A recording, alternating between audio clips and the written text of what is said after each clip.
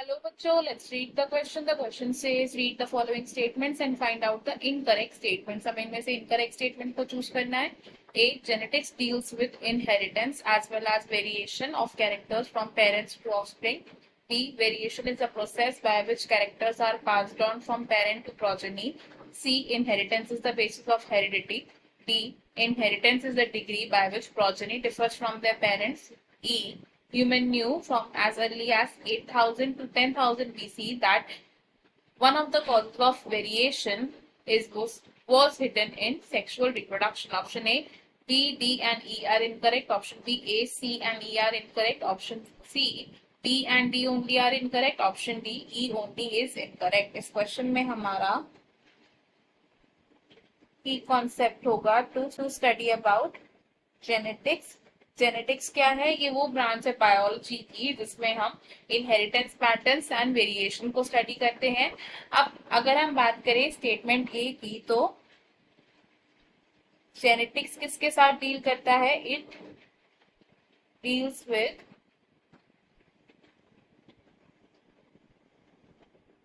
Inheritance of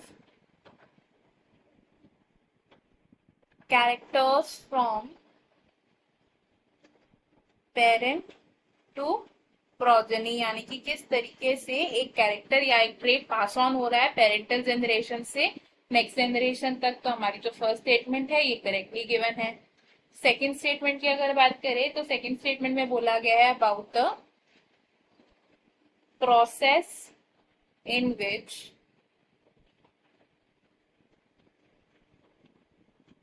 characters are passed from parent to progeny. तो एक ऐसी प्रोसेस जिससे कैरेक्टर्स पास ऑन होते हैं from parental generation to the next generation, उस प्रोसेस को हम बोलते हैं इनहेरिटेंस, ना कि वेरिएशन. तो हमारी सेकंड स्टेटमेंट यहाँ पर रॉन्ग हो जाएगी. थर्ड स्टेटमेंट की बात करें तो बेसिस ऑफ हेरिडिटी क्या है? बेसिस ऑफ हेरिडिटी होती है इनहेरिटेंस. और अगर हम बात करें कि फंक्शनल यूनिट ऑफ हेरिडिटी क्या है, तो यूनिट ऑफ हेरिडिटी है एक जीन. इनहेरिटेंस में क्या होता है? डीएनए पास ऑन होता है from one generation to next generation. तो सी स्टेटमेंट भी करेक्ट है. डी स्टेटमेंट की बात करें तो डी स्टेटमेंट में हमें बात करनी है about the degree by which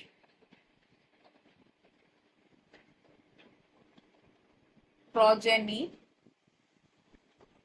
differs from parent, कि किस तरीके से डिफरेंस होता है between progeny and its parents, तो उसे हम बोलते हैं वेरिएशन. वेरिएशन का मतलब क्या है कि एक पेरेंट और उसके ऑफस्प्रिंग में सम लेवल ऑफ वेरिएशन यानी कि some level of change present है जिसकी वजह से they are not completely identical. और तो डी स्टेटमेंट कैसी हुई हमारी? It is false. And E statement की अगर बात करें about the cause of variation, यानी कि ये जो चेंज आ रहा है in the characters of parents and the offsprings, ये किसकी वजह से आ रहा है? It is because of sexual reproduction. अब सेक्सुअल रिप्रोडक्शन में ऐसे क्या इवेंट होते हैं जिसकी वजह से ऐसे चेंजेस आते हैं? It is because of the events like crossing over and recombination, जिसकी वजह से वेरिएशन अकर होती है. एंड ह्यूमन बींग्स को